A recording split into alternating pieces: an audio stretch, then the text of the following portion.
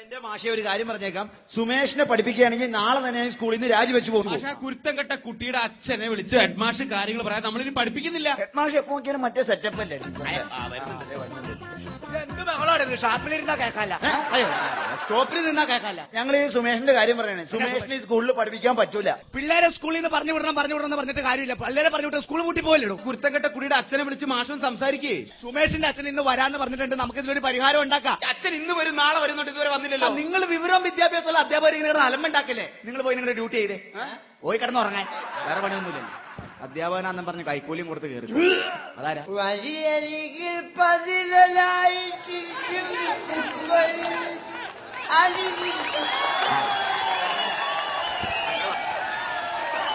വണ്ടി വന്ന പോലെ വന്നുണ്ട്.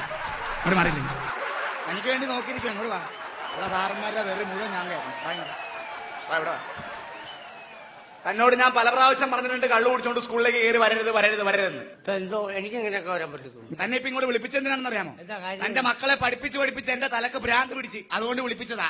അതിന് എന്നെ വിളിപ്പിച്ചെന്തിന്? പിന്നെ അവിടുത്തെ സുകുമാരൻ ഡോക്ടറെ വിളിപ്പിച്ചപ്പോ അതിനകത്തിനാ സുകുമാരൻ ഡോക്ടറെ വിളിപ്പിക്കണേ. പുള്ളിയല്ലേ ഭ്രാന്തിനെ ചികിത്സിക്കുന്നത്? അയ്യോ, തന്നോടൊന്നും പറഞ്ഞിട്ട് ഒരു കാര്യമില്ലല്ലോ. എന്റെ മക്കളെ രാവിലെ കുളിപ്പിച്ച് പൊട്ടും കുത്തി ഇങ്ങോട്ട് വിടുന്നുണ്ടല്ലോ. എന്താ ഇപ്പൊ പ്രശ്നം? എന്റെ മുലക്കലേക്ക് നോക്കി. തന്റെ മോന്റെ ഇംഗ്ലീഷ് പുസ്തകം കുത്തഴിഞ്ഞ് കിടക്കണ കിടപ്പ് താൻ കണ്ടോളൂ. ഈ ഇവിടുത്തെ വിദ്യാഭ്യാസ സമ്പ്രദായം കംപ്ലീറ്റ് കുത്തഴിഞ്ഞ് കിടക്കുക. അതിനൊരു കുഴപ്പമില്ല. അപ്പോഴെന്റെ മോന്റെ 2ാം ക്ലാസ്സിലെ പുസ്തകം ചുമ്മാ താനെന്നെ സ്കൂളിന്റെ വരാതിന് വാള് വെച്ച്. എന്റെ സാറേ, ഇയാളവിടെ വെള്ളം അടിച്ച് വാള് വെച്ചിരിക്കുന്നത്. അതാണോ വെച്ചത്? ഞാൻ വാളൊന്നും വെച്ചില്ല.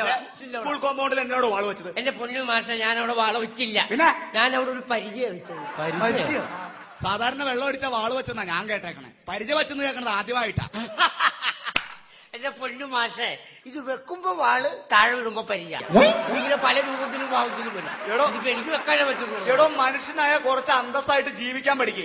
ഈ കള്ളും കുടിച്ച് വെറുതെ ബാക്കിയുള്ളവന്റെ തല്ലും കൊണ്ട് എന്തിനാ താനിങ്ങനെ ജീവിക്കണേ? അറ്റ്ലീസ്റ്റ് ഇത് എന്നെ പോലെയെങ്കിലും അന്തസ്സായിട്ട് ജീവിക്കും.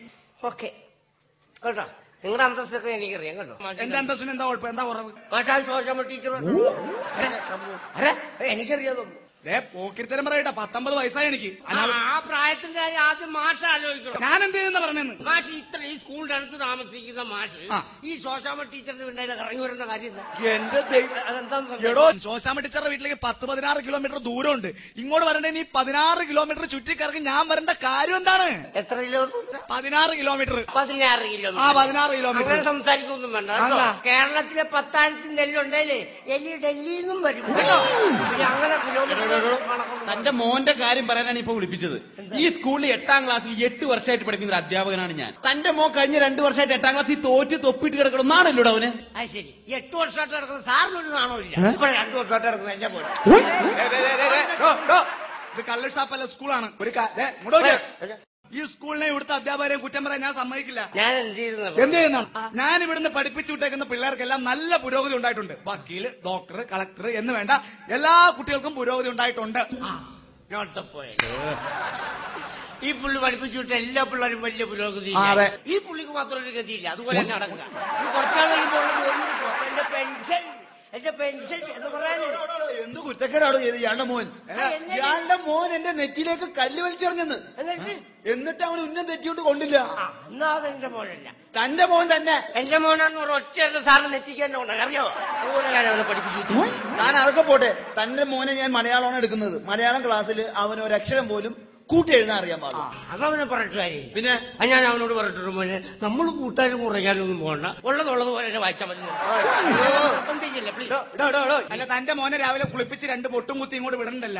ഇപ്പൊ പിള്ളേർക്ക് ഇവിടെ ബയോളജിക്ക് 3, കെമിസ്ട്രിക്ക് 2, മാത്തമാറ്റിക്സിന് 1.5, ഫിസിക്സിന് 3. ഇങ്ങനെയാണോ പിള്ളേരായ വേണ്ടത്? ഈ ബയോളജിക്കും കെമിസ്ട്രിക്കും ഈ റോബർട്ടിനും ഗിൽബർട്ടിനും എന്തിട്ട് എനിക്കറിയേണ്ട കാര്യമില്ല. എന്റെ മോൻ സുമേഷിന് എന്ത് കിട്ടിയെന്ന് എനിക്കറിഞ്ഞാൽ മതി. ഈ മറ്റുള്ള പിള്ളേരായി എന്നെ വിളിച്ചു പറയേണ്ട കാര്യം എന്താണ്? അതൊക്കെ അവരുടെ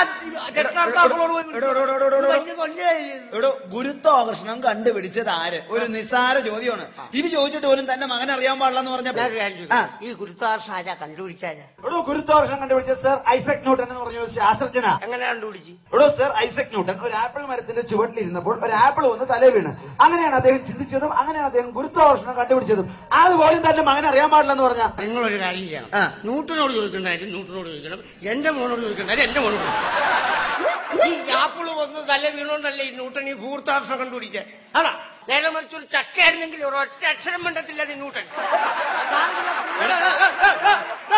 കള്ള് ഷാപ്പല്ല, ഇത് സ്കൂളാണെന്ന് പറഞ്ഞേ.